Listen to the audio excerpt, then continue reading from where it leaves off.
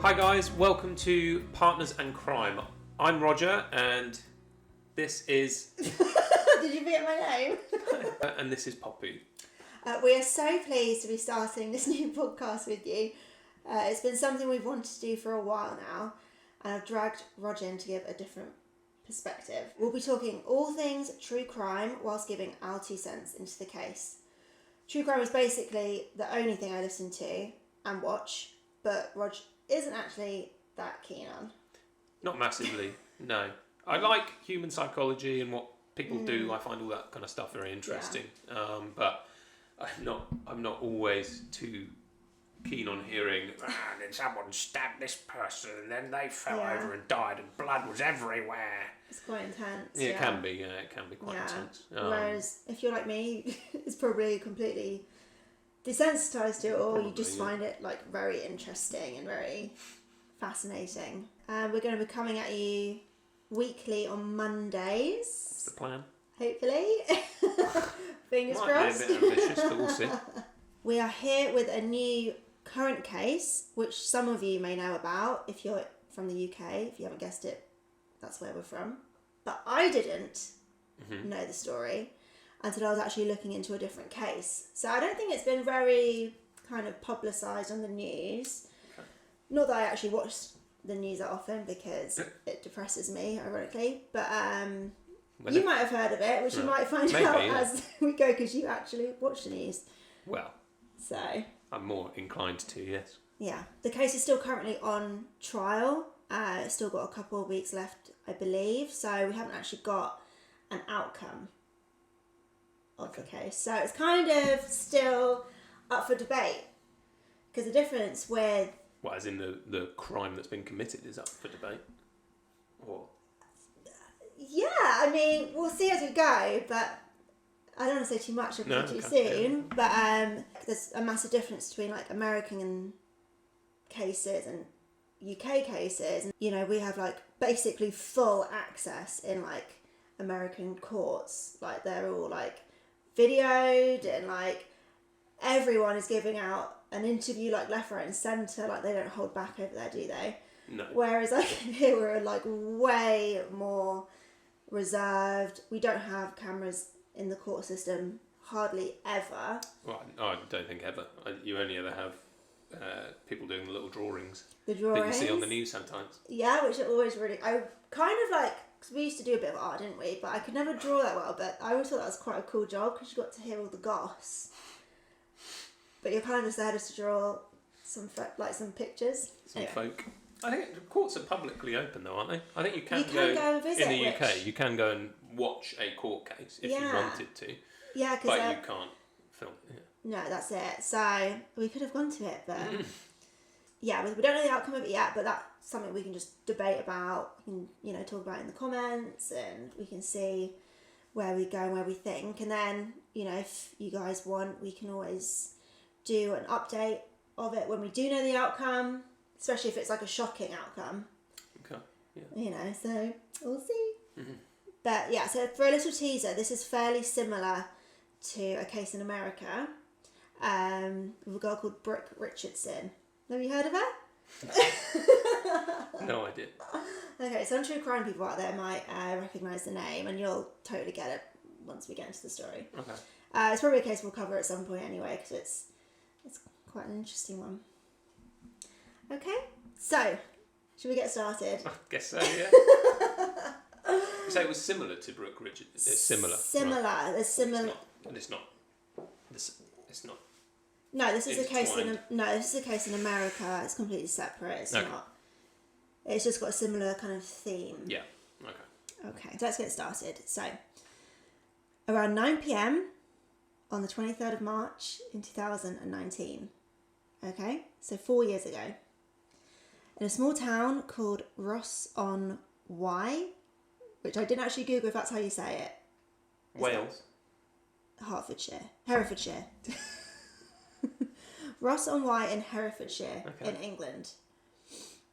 A 15-year-old girl called Paris Mayo was in her living room alone after having a bath. Her mum, who I couldn't find her name online, so I'll just call her Mrs. Mayo, and her dad, Patrick. They're asleep upstairs, and her brother, George, who was 16 at the time, has like popped out to run some kind of errand. I don't know what errand that is at 9 o'clock at night. So, Paris had been complaining of cramps and thought the bath would help, just thinking it was like her time of the month or something. Nobody kind of thought anything of it.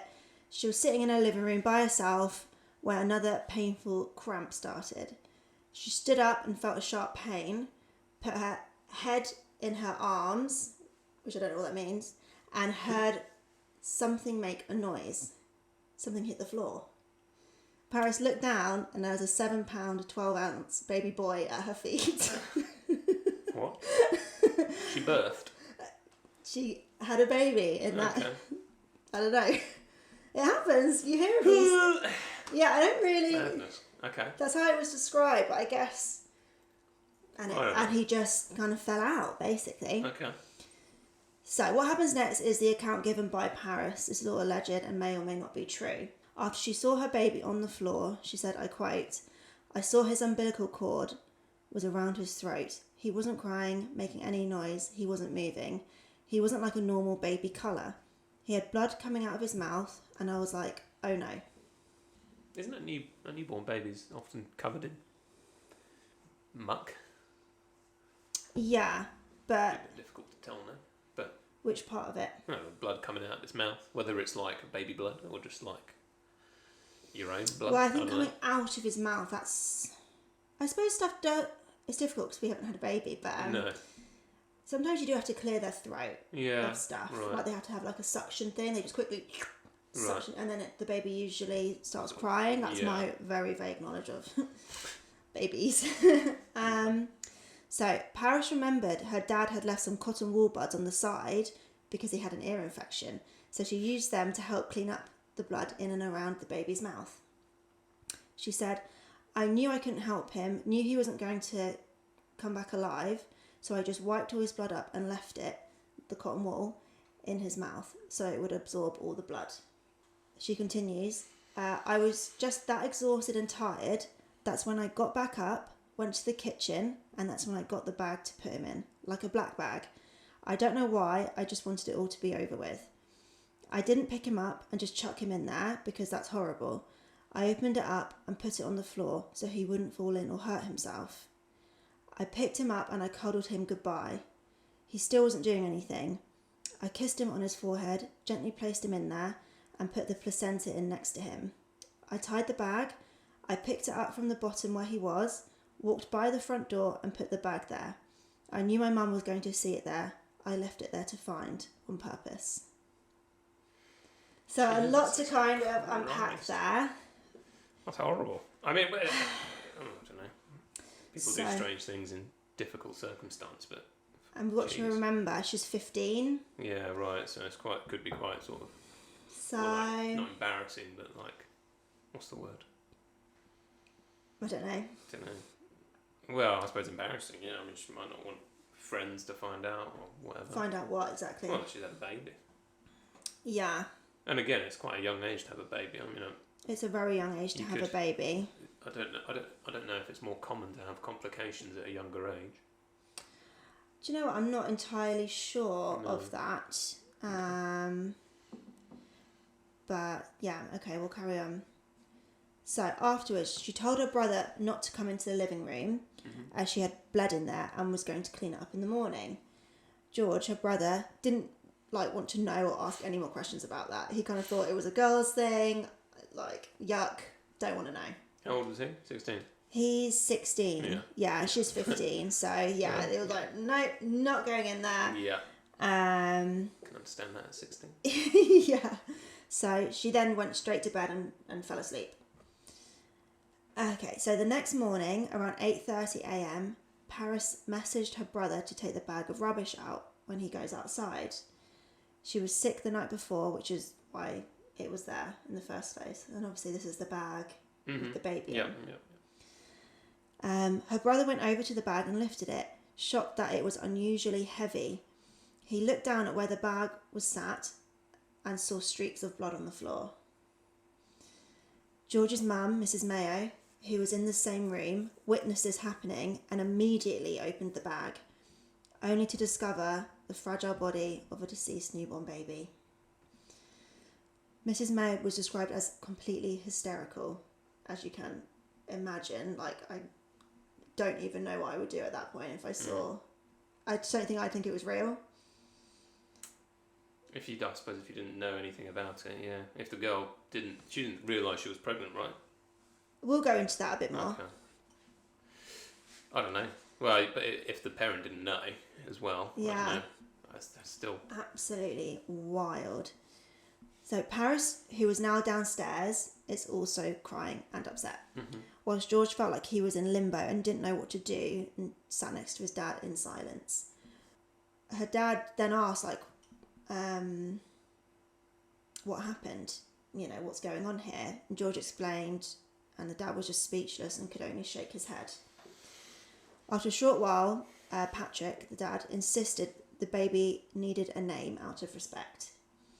And the name that was given is Stanley. So I'm not sure why Stanley was chosen. That wasn't, like, explained anywhere. The name?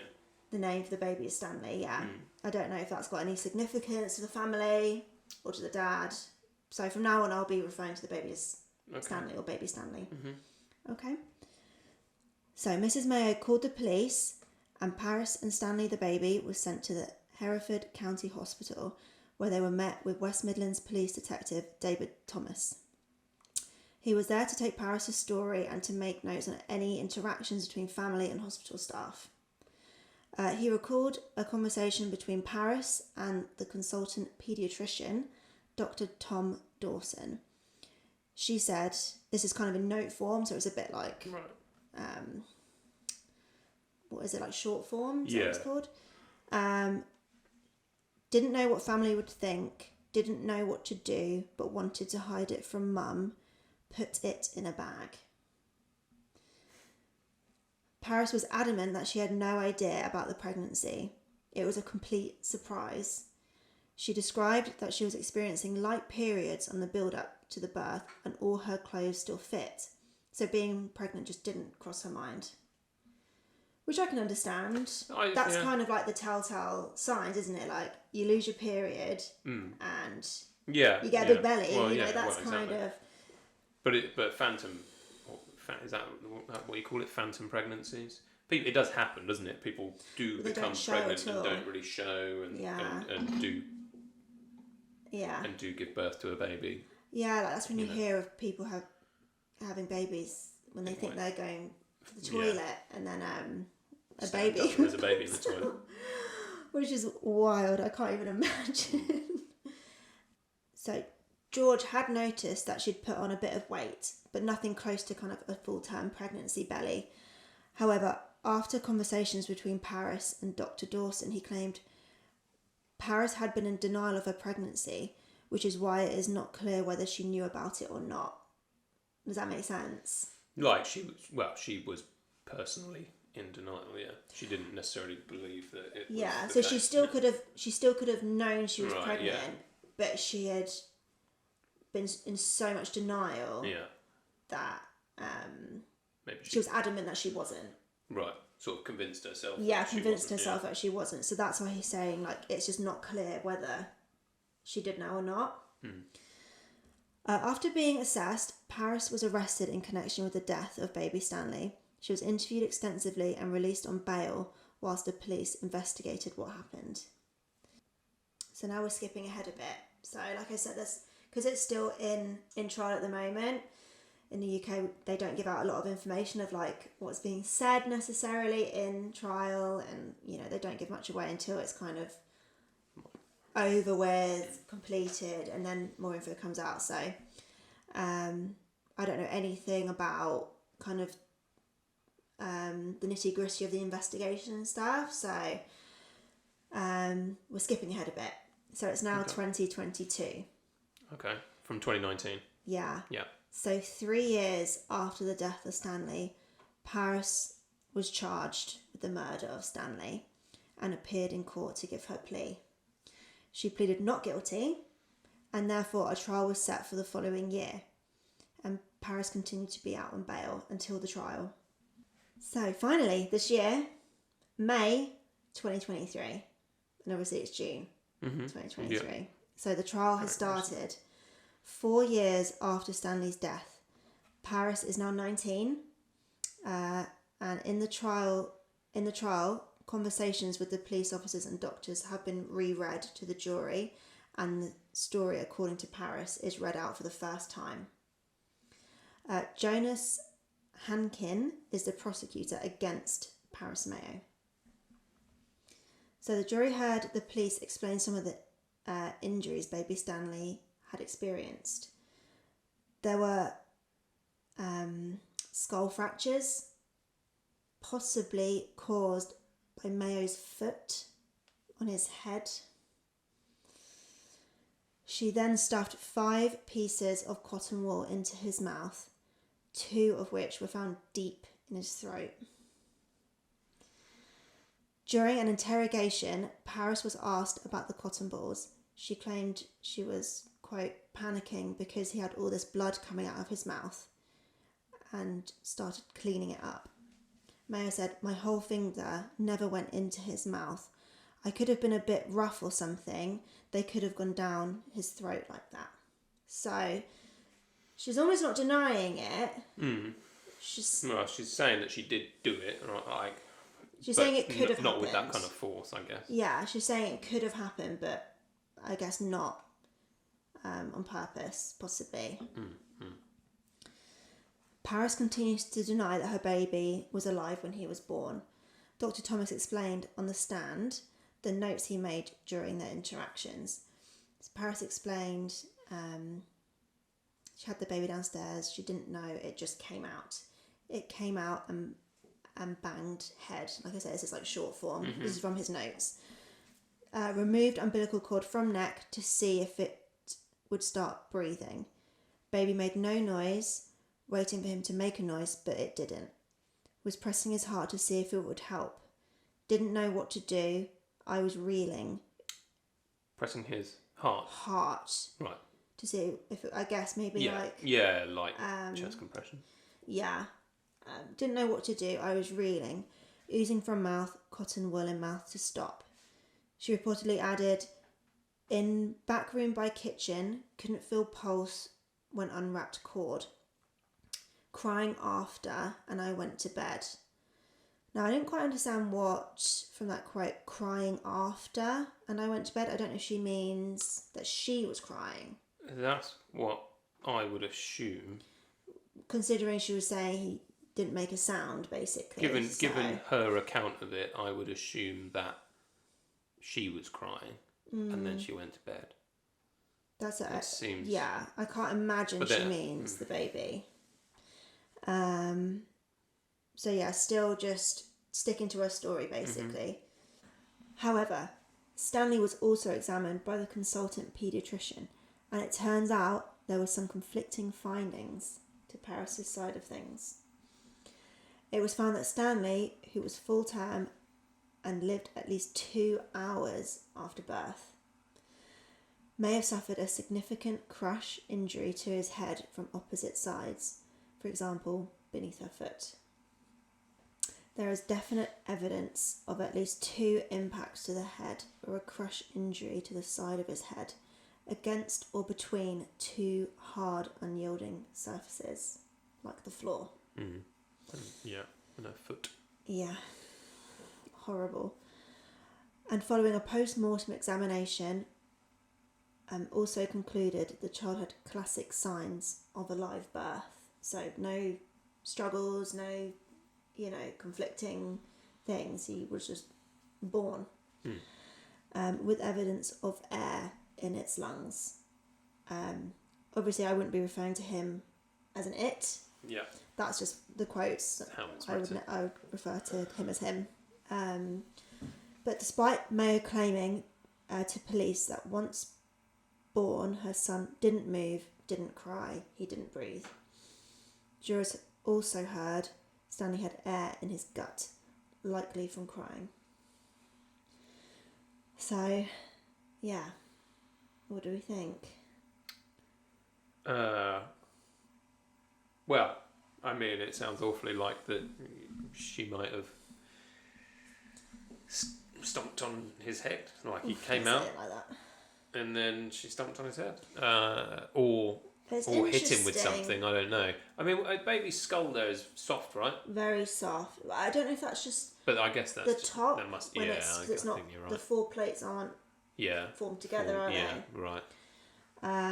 But I imagine it's still probably softer. Yeah, anyway, sure. on all sides. But I mean, I just don't. It's interesting to me how they know. They obviously can tell there's a skull fracture, and therefore there's been an impact. Yeah. But how they can specify foot? Well, they didn't, did they? They said 2 unyielding. I said foot. No, but they've said. Have they? I thought they just said 2 unyielding foot. surfaces. They said, well, for example, beneath her foot. Oh, okay. So they're Unless they're just saying an it's example. an example, yeah. It might. They don't necessarily know that for sure. It's just a possibility, isn't it? Or like a likely possibility. Yeah. But yeah, just so sad. Like, I mean, obviously there's science behind this, so science doesn't lie, does it? Like, it's not. No, you would assume that the medical science behind these kind of investigations is fairly robust at this point. That they can tell those kind of things and find out those things with a degree of certainty. And I'm just wondering, actually, they're saying classic signs of a live birth, so I'm wondering if they're also referring to the umbilical cord around his neck that Paris said had happened. I wonder if they would be able to tell, because I imagine there would be some kind of like crushing, not crushing, but like signs that maybe there was something constricted on the neck, possibly. Well, when people are suffocated to death, there's a mark that happens on the brain, or on the skull, sorry, and you can and it's a way that they can tell people have been suffocated. I see. So I wonder. I believe that. Anyway, I believe that's true. I'm not 100% I suppose sure, they haven't actually released like what was the actual cause of death. No, right. Like they've said, obviously the skull fracture, which could well have been why, but they haven't actually said what it was. But obviously, they're also saying that he had air in his lungs. He was crying. Well, and there's evidence of that, which they obviously can test for. Yeah. There was air in his gut. Like, why would there be air in his gut if he wasn't? Well, if he wasn't breathing, inhaling air. Yeah. So. I mean, unless someone, I guess, huge. The only thing I can think of is unless someone tried to resuscitate him and forced air into his body. She mentioned about pushing on his heart, but nothing about like mouth to mouth, CPR or whatever. Yeah. She didn't mention anything like that, which I also feel you would probably learn in childcare. You'd think, yeah. Child I CPR. think, yeah. I would assume you would, yeah. I mean, I don't think you do it. I've been on a first aid course, and they talk about it. They don't show you how to do it, because on a first aid course you get one of those things that you do push down on. But it's like an adult body, yeah. Oh, also, just to clarify, we talked about this separately, but she did a childcare course at school. Oh, right, yeah. For her GCSEs, that was one of her courses that she was doing. Yeah.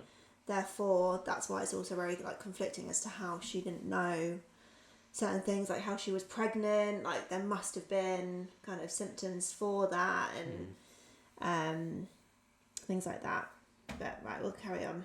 She also claimed that the child had been cold from the moment of delivery, but jurors heard she changed her story in a police interview when told of a medical evidence that even stillborn children were warm to the touch when they were born, which obviously makes sense. They come out of a warm place. I just feel that's very much a child mentality. Like they know, like when you die, you go cold. So I'm gonna say, oh, the baby was cold. That's gonna add to my story. The baby was cold, so obviously that means he was gone. Where it's just like, well, why was he cold when he came out of you? It doesn't make any sense. Well, no, it doesn't make a lot of sense, does it? Because, like you say, I mean, the baby would be at least body temperature for a good few minutes. Obviously, I don't know how long. Obviously, because obviously there is no blood flow. There's no heart pumping. If they were dead. If they did come out, stillborn. Stillborn. Yeah. So it probably wouldn't last that long. But I suppose it probably depends on loads of stuff like temperature of the room. And, well, yeah. I don't know when this is in the year, like time of year. I don't know if it was. Have I written anywhere? Oh, it was March, so it was probably still quite cold. So he would have gotten cold quick. If that was true. Have heating on and stuff like that, I guess. Anyway, going a into lot of that variables that we don't know. Yeah. And lastly, I'm not sure whether this was true or not. I did see this kind of floating around a lot of like articles and sources, but it was all a bit vague. I wasn't really too. I don't know. It didn't really do much for me with the story, and it seemed a bit here nor there. But the prosecutor told the court, following the defendant's arrest, a police officer overheard Mayo say, having heard a newborn baby cry at the hospital, "I hate the newborn cry." The defendant later told police she couldn't remember saying that and didn't remember hearing a baby cry. So it's a bit. So we've been through this, but you tell me again. Did you say that was said in court though? Yeah. So the prosecutor told the court. Yeah. That information. The police officer that overheard this would have then told the prosecutor. Yeah. I heard her say this. Yeah. And so he's like bringing that.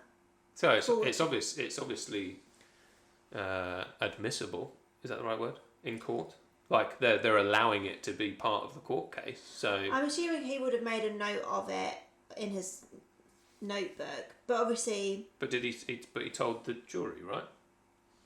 Yeah, that's what I'm saying. Like the police officer would have made a note. Yeah. Mayo said this. Suppose, yeah. There was no one around that it wasn't recorded. It wasn't. No other staff members heard her say it. He would have made a note of it. I'm not saying he's a liar. Yeah. I'm just saying. I don't understand why she would say that out loud when she's in hospital for potentially killing her own baby. Yeah. Like, unless she's just stupid. I just don't know. I mean, again, she's 15. I mean, there's less I feel like we should inhibitions behind these things. We should give 15-year-olds a bit more credit. I don't know. It just seems stupid, especially for the police officer. I don't know, but she denies it completely.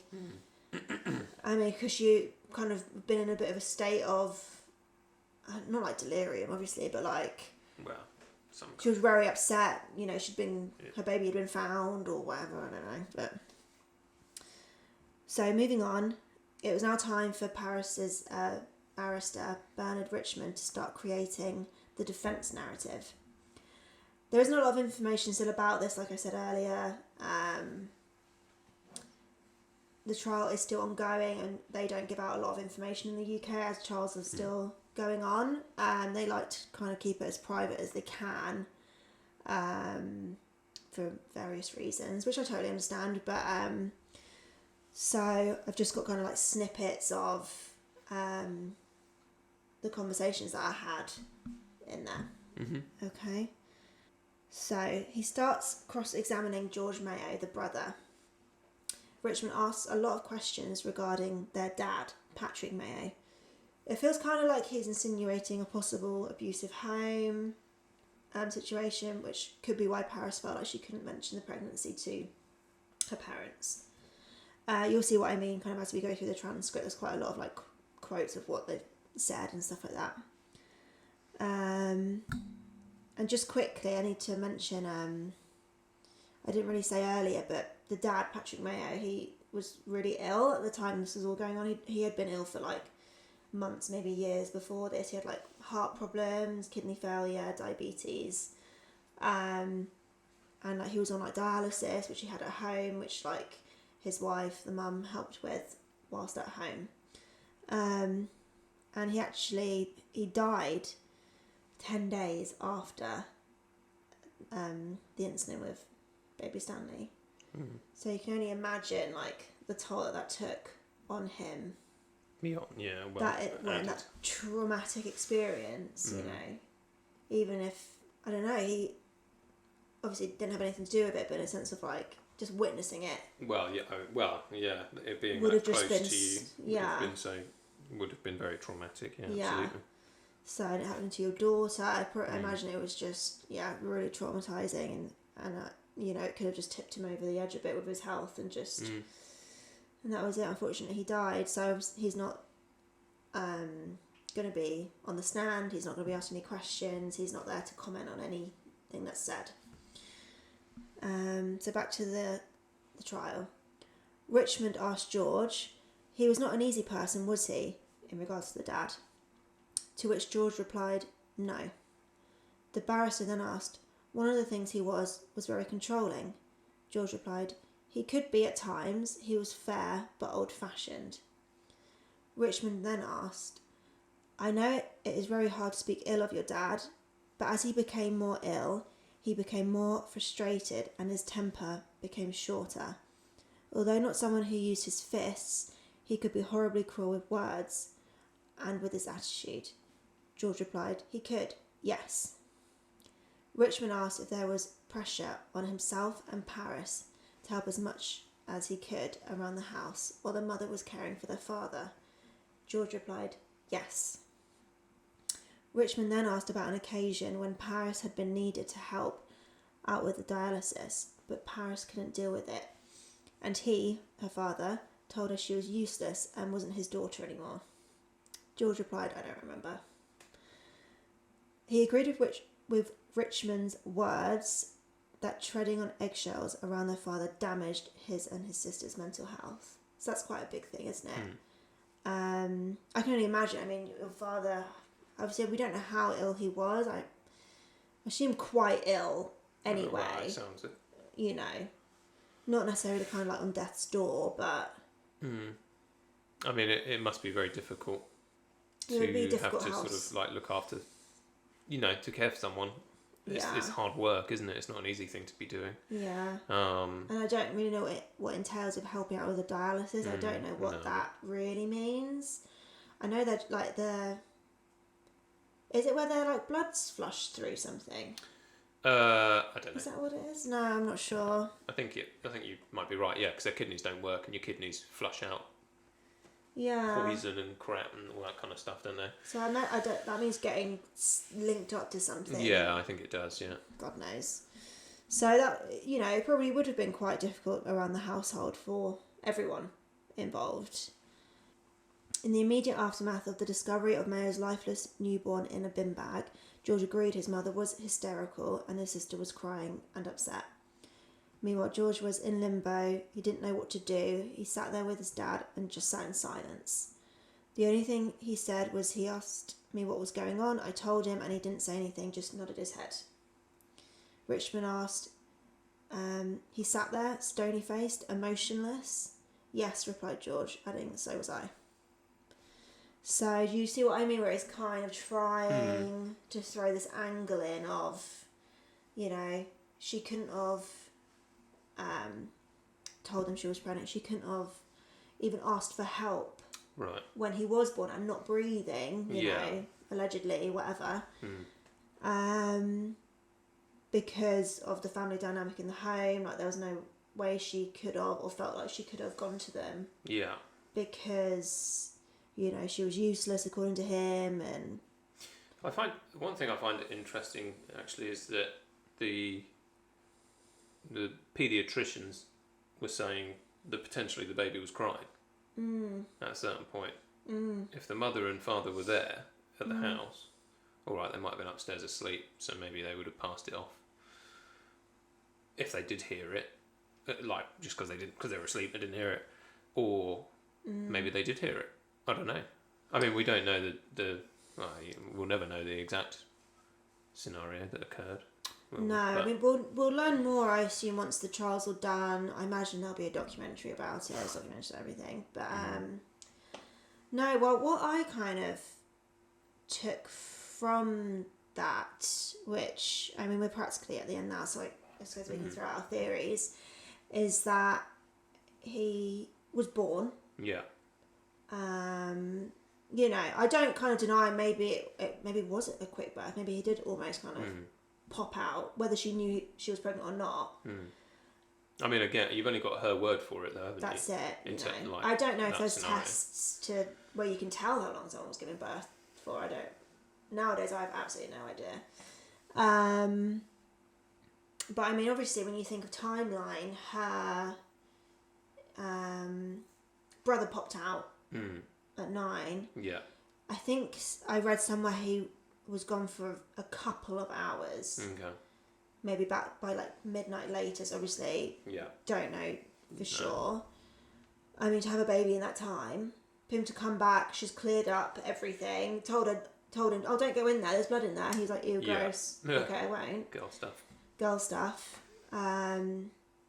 You know, that's a pretty quick turnaround to have a baby, possibly do this horrible thing. Everything else, yeah.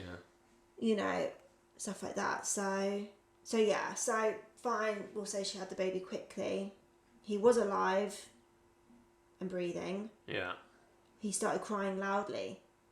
She panicked. Stuffed his mouth with cotton wool. Either that. To shut him up. Or stomped on him. Stomped on his head. Like, have you ever... I'm not... No way saying this is okay or like, you know, defending her at all. But have you ever done something in like the moment because you've like panicked and you're just like, ugh, and you're just like, just stop, not to a person, but like a thing. You're just kind of like, or you just push something away, or you're just. Do you ever do that? And then you're kind of like, that was probably the worst decision that I could have done because that's now like broken my glass, or like I don't know. It's like, have you ever just done something like that? Yeah. I mean, do you know what I'm trying to explain? Yeah, I think. When you're frustrated and you don't know what to do about it or whatever, or you need something to stop, and you. I think in like a quick moment, like your brain hasn't caught up with your actions, and you react. And I don't know, in this reaction, she just reacted, but in like the worst way you possibly could. Right. Baby started crying. She didn't want her parents to know. She didn't want anyone to know. So stomped on. What was the quickest way to quieten the baby? That's what I'm thinking. And then maybe her brain caught up. Oh, there's blood in his mouth. Let me dry it, clean it up, or maybe because I almost feel like the cotton woolen. Do you think the thing is? Well, no, I don't know. I mean, it could be that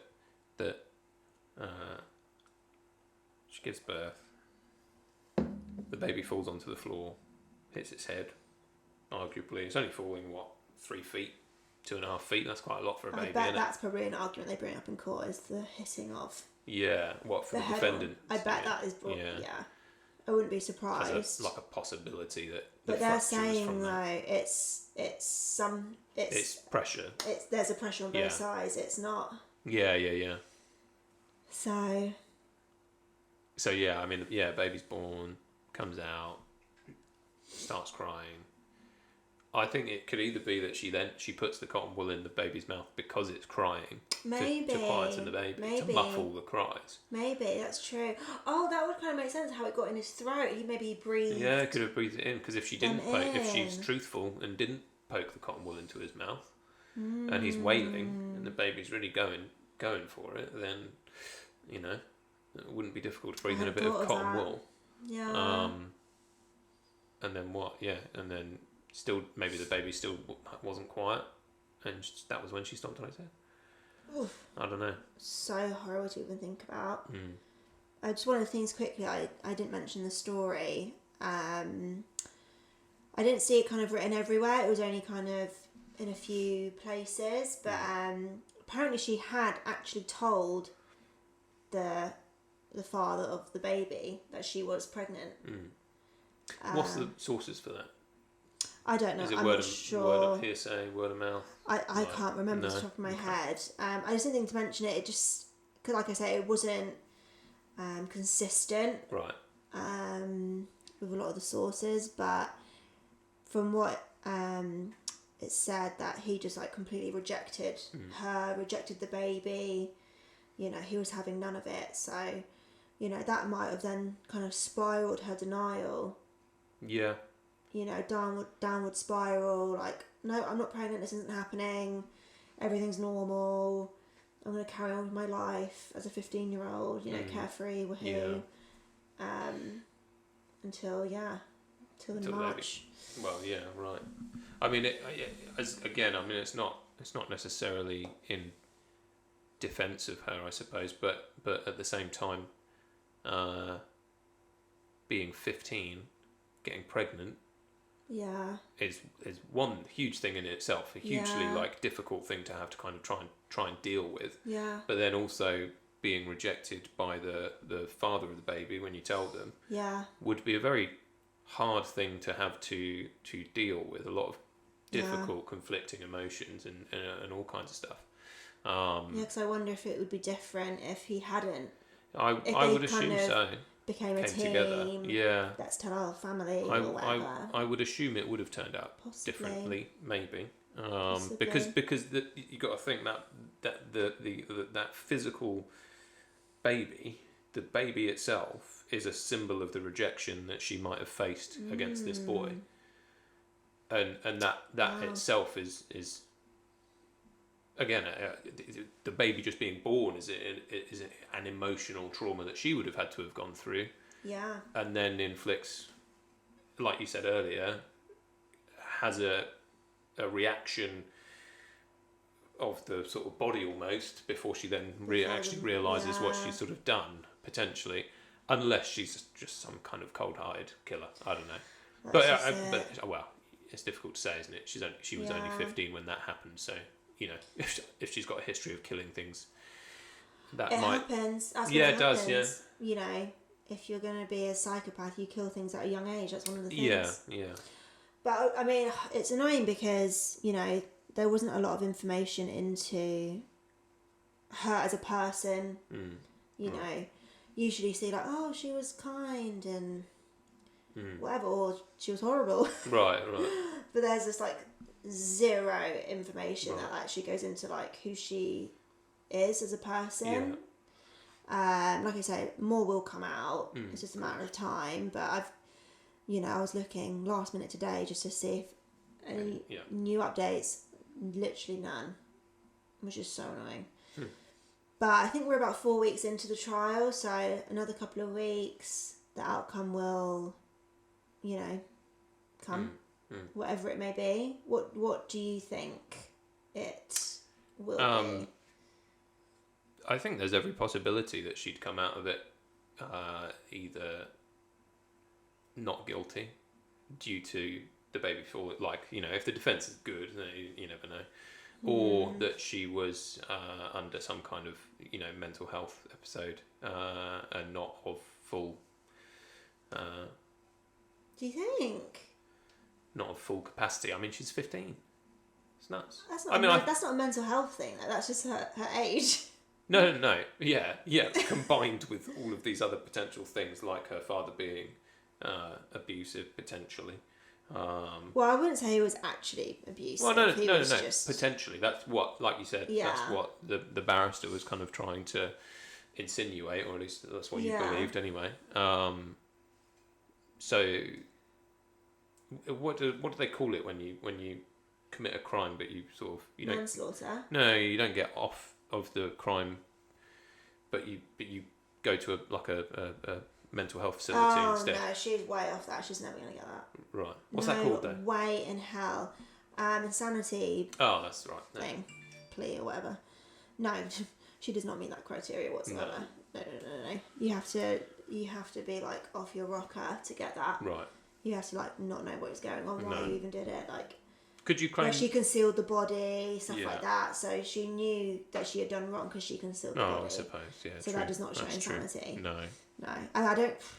We hardly ever give that out over here, and same as like in America as well. They like do not like to dish that out. No. Some cases it's like definitely, yeah, right. Yeah. They're like not okay. But yeah, I reckon she'll be guilty. Yeah. I don't know. I mean, I think that's highly possible. What degree, like first degree, second degree? I'm really not sure. We don't know how much evidence they've managed to find out. Like, has she got a past? Right. Has she got anger problems? You know, has she got mental health problems? We don't know. No. We don't know any of that. So, yes, we can't really say it. All we can go on is the facts. And I think the facts He was living, breathing, crying. He's got a skull fracture now. Babies aren't born with skull fractures. You know. I think it would take more than just falling. Yeah, I mean, onto a floor to get. He might not have landed on his. I mean, I suppose he does come out head first usually, so he might have. Oh well, yeah, but you're not wrong there. I mean, it's possible that the baby could come out of any angle. It could come out butt first or arm first. You know, it happens. Yeah, but there's like complications. Yeah, it can be. Yeah.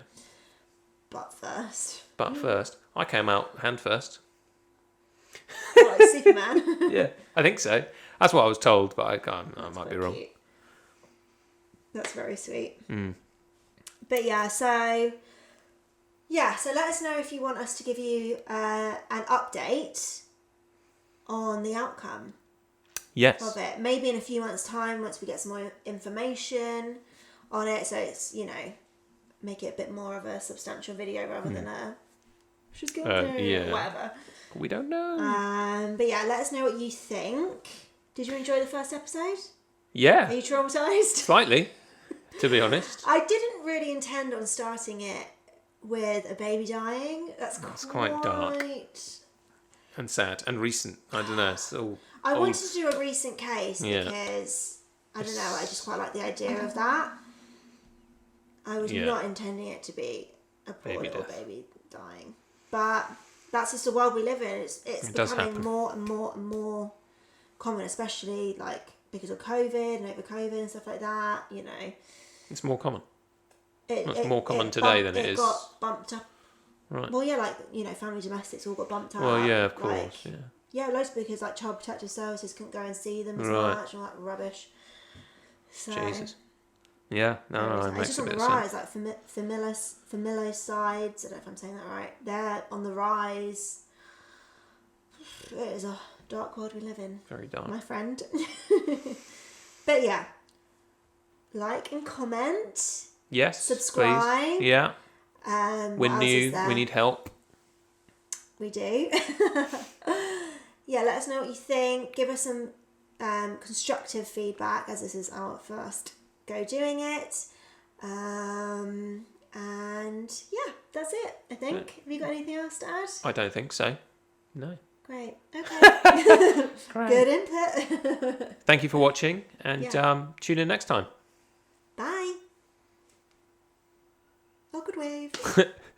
Bye.